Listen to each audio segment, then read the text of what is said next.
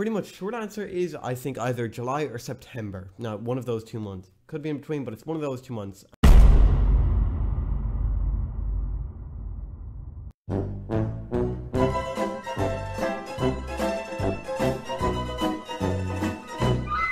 Okay, I admit it, I was wrong. Hey, what's going on guys, it's Nix here, and today I'm going to be talking to you guys about when I think Fortnite is going to be free and why, in my opinion, it won't be 2018. This is a follow-up to the video I put out exactly 3 months ago, I think May 27th, and then today is August 27th.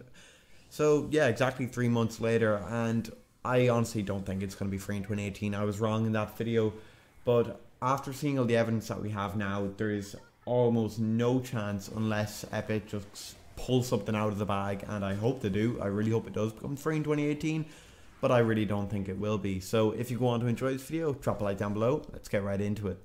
So I have 5 main points that I'm going to be going in depth on for you, and the first one is probably the biggest one, and it's that the storyline simply isn't finished, guys.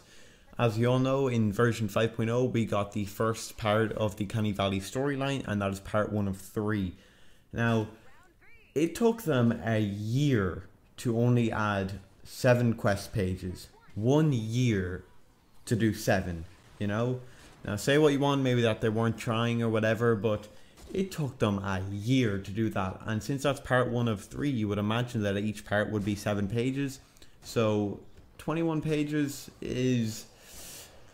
I doubt it will obviously take 2 more years. I imagine that the second part will be coming in version 6, which I think is about 29, 28, something, about a month away. And then in version 7, I would imagine we'll get the final part. But if that is the case, every version lasts for like 2.5 months. So if by the time we only get on to the Twine Peaks storyline at version 8.0, that'll be next year at the minimum. And I would imagine that the Twine Peaks story, well, you would hope so anyways, that the Twine Peaks storyline will be longer than Canny Valley, because Stonewood is 10 pages, Plankerton is 13, and I'm predicting that Canny Valley will end up being 21. I would hope so anyways, because before the storyline came in, it took longer than like Plankerton and Stonewood combined, or about the same, and 21 pages would pretty balance that out pretty well. So that's probably the main thing, because we've part 1 of 3 and no word at all has been said about part 2. I'm guessing that part 2 will be coming in version 6.0, but at the end of the day, I can't tell the future, guys, you know, they haven't said anything. And what are we on, version 5.3 or 5.4 now? 2 more weeks and we'll end on about version 5.6. I think we ended on 4.6 last season, so, you know, we're only a few weeks away, and you would have hoped they would have said something. Before version 5.0 came out and they had the Canny story, they had that big like state of development blog. That was the huge one, and everyone was really happy with it, and they haven't done another one since then. Like, that was done around this time last season, I believe, and so far we've no word on it yet. And with some of my my next point, which I get on to, I'll explain why they're probably not focusing on anything and they've actually said it. But pretty much, like, if they take a year, like, Canny story came out like 3 weeks after 5.0, so it took them over a year to get part 1 of 3 of Canny Valley. Then you would imagine Twine Peaks will have at least 3 parts of equal or bigger length. So let's be honest, this story is not getting finished in 2018 unless Epic hires about 200 more people, guys. And for my next point, it's going to kind of tie into the last one and why I think the story is on the back pedal now. It's because there are just so many bugs in Save the World right now from the start, and then more, like, so many bugs were added in version 5.2. For a few days, like, Save the World was nearly unplayable, and it still is kind of glitchy. The gameplay you're seeing here, I'm getting a good few frame stutters, and I have a very high-end PC, guys. Like, it's Fortnite, it's an easy game to run, it's an easy engine, it's not graphically demanding. The game glitches, it freezes at times, it crashes a lot. On Xbox, I think it was completely unplayable for like a while, like maybe not a week, but 4 or 5 days. Like, apparently it crashed like every second mission. I don't know how true that is, but that's just what people were saying. 5.2 added so many bugs, and now they've announced officially, I'll throw up a screenshot on here, they've announced that they're like completely focusing on getting the bugs out of the way, and that's pretty much delayed everything else, because if they're putting all their manpower into removing all these bugs and stuff like that, they're not going to have all the people that they have, that they could have focusing on the storyline and things like that that are necessary to have the game finished, guys. Because at the end of the day, you can't release a glitchy game. There are also tons of bugs that came just with the game that haven't been fixed. Like when a new person joins the game freezes for like 2 seconds. There are a load of duplication glitches that just kind of ruin the progression of the game. A big one went around about 2 weeks ago, and then there have also been like other ones that have been, you know, just pop up. They last for maybe 2 weeks. Epic say they ban people and they ban a few, but in reality not everyone gets banned, so people still do them. So yeah, there are just so many bugs in this game that if they release a product like this compared to Battle Royale, like Battle Royale is in a really good state right now. There are almost no bugs in it. Occasionally they get one or two, but they're patched incredibly quickly. Comparatively, Save the World's been in a very, very bad state for about 2 weeks, and this is just one update, you know? Who knows, if they have a bigger update, they might add in even more glitches. So that's my second point about just how there are so many bugs in this game. And for my third point, this might not be one of Epic's reasons, but it's one of the reasons that I think should be taken into account, guys. It's scammers and Save the World's appearance. Now, as we all know, scamming and scammers and scammer get scammed YouTubers and losers like that are everywhere. Like, global chat is just straight up gone now because of these websites like Fortnite Farm and MMO, whatever their names are. Just, you know, logging in and hacking people's accounts and getting their passwords from people who willingly give them to get free guns and stuff, and then they just use their account, change the password, and then just spam global chat with get 6% off here, buy stuff there. No matter what channel you went into, there was always people there. Even the founder's channel is gone. That's how bad it was, guys. There are scammers everywhere. I'm pretty sure like the top 5 most popular Save the World YouTubers are all just scammer get scammed losers and fake channels like that, where none of the videos are real. They're just them with their friends. You know, that's why they don't show the names and they have the HUD all off. It's completely fake, guys, and all set up, and some people like little kids don't realize that and watch it, and then that encourages more people to do it because more people see them, more people want to do it and try to get famous or whatever, and it's just completely ruining the appearance. Like if you look up Fortnite Save the World, chances are what you're going to find is just a load of scammer channels. And that's what people are going to think, like, oh, Save the World's just a bunch of scammers, and stuff like that is just ruining the game. Because if people look up Save the World when it becomes free and like, oh, a load of people scam, well, the game's free, I may as well get it and try to scam people. They need to add in something like a trading menu. That's all they need to do. A simple trading menu where you can't drop items and have them picked up by other players. The only way to trade is that it's pretty simple. Just a little menu, both players put in an item and they're able to look at the stats, the durability of each other's items, and they both have to click accept. Trading, scams, gone. All of that stuff is gone. Trading would actually be more popular and actually beneficial. You know, stuff like that would just make the game so much better. It's such a simple feature. Like almost every popular MMO has a trading feature. Like Elder Scrolls Online has it. RuneScape used to have it. I never played it, but pretty much any popular game that has in-game items and consumables and stuff like that has a menu for trading, because otherwise everyone just gets scammed and then Epic has to get reports filed out and stuff like this, and it's just taking away from the experience that Save the World is. It's such a fun game if you play it properly. Like I have friends who bought it recently when it was half off, and they've higher level guns than me. They've like 130s and stuff, and they're less than power level 10. Like, it's completely pointless. People don't realize that even if I'm power level 1 with a power level 130 gun, that gun is useless to me. It will not perform near as well as if, say, me at a power level 60 had it, or especially someone who's power level 130.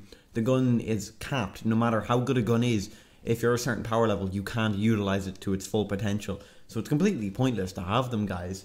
So yeah, that's my third point. I don't really think it's going to be on Epic's radar, but I think it's a personal reason that it's like, if they release it like this, Save the World will just become filled with scammers, even more so than it is now. And my fourth point is that Save the World simply isn't the focus of Epic Games anymore. Epic Games officially on the record said that Fortnite Save the World will be free in 2018. But this was said like before Battle Royale became the most popular game on the planet. You can't dispute that. Nothing even comes close to how popular Fortnite Battle Royale is right now. And I mean, it's a great game. It's free. You know, I enjoy it so much. I play it all the time as well as Save the World, and it does deserve its popularity. It's earned it, but that's taken away a load of the focus from Save the World, because why would Epic really focus on it when it's getting a fraction of the revenue from Save the World that it is from Battle Royale? Like, Epic Games are making what, 300 million a month just from skins? Like, I bought a €20 skin yesterday, you know? I just did it for fun.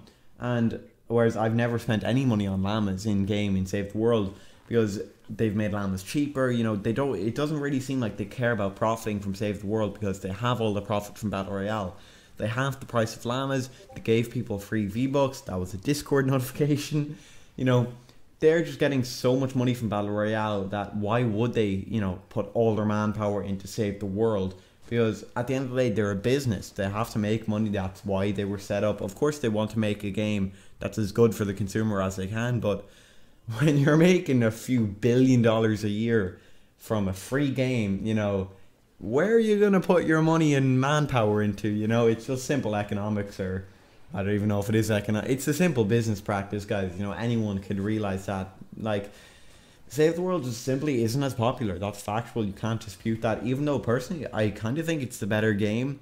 It costs €40, whereas Battle Royale costs nothing. You know, what are they going to do? Of course, Battle Royale will end up being more popular and therefore making more money, like I said. You know, there's nothing you can do about that.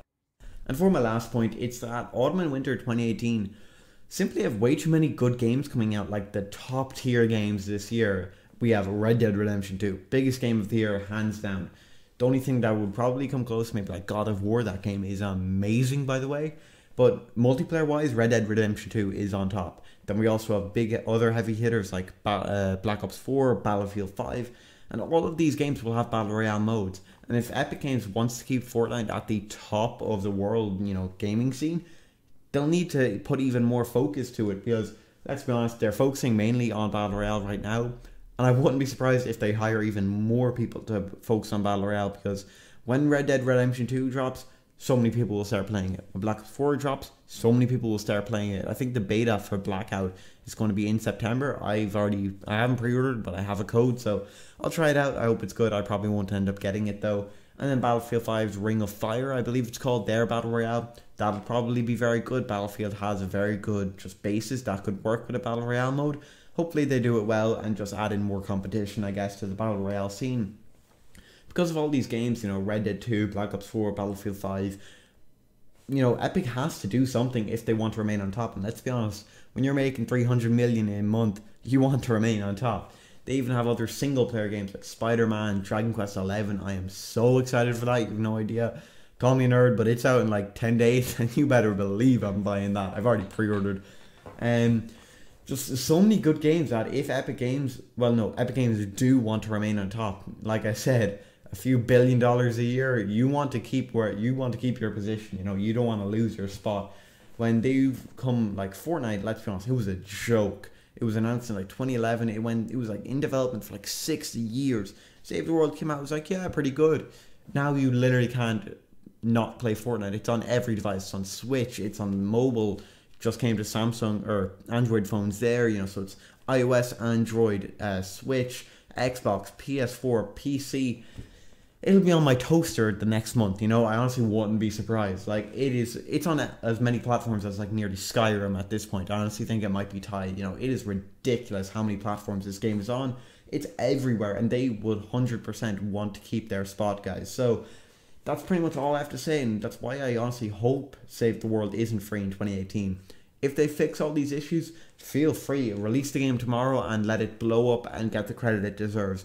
But if they don't fix these things and release it as a publicity stunt, just like, please don't. You know, it would work out better for the game in the long run if you didn't release it free, if you fixed everything and then had a huge event where you launched it free, got big streamers to play it, whatever, and everything is for working in it, everything's perfect essentially. Twin Peaks is finished, you know, no more scammers, trading menu glitches are gone.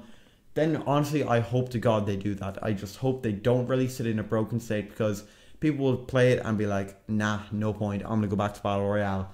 So yeah, that's pretty much the video, guys. If you enjoyed, drop a like down below. Comment down below your thoughts on Save the World becoming free in 2018 or most likely 2019. I'm just expecting that announcement. One day I'm going to wake up and on Twitter it's going to be like, Save the World has been delayed to 2019. Honestly, wouldn't be surprised. So like I said, drop a comment down below. I do want to start a discussion down in the comments because it's interesting to see what you guys think. It was kind of fun talking to you guys on my previous video about this topic. And yeah, if you enjoyed, also subscribe if you haven't already. I post videos on Fortnite Save the World quite frequently, and I try to put in as much work as I can, so a subscription would really help me out, guys. This has been Nix. I'll see you guys later. Bye, guys.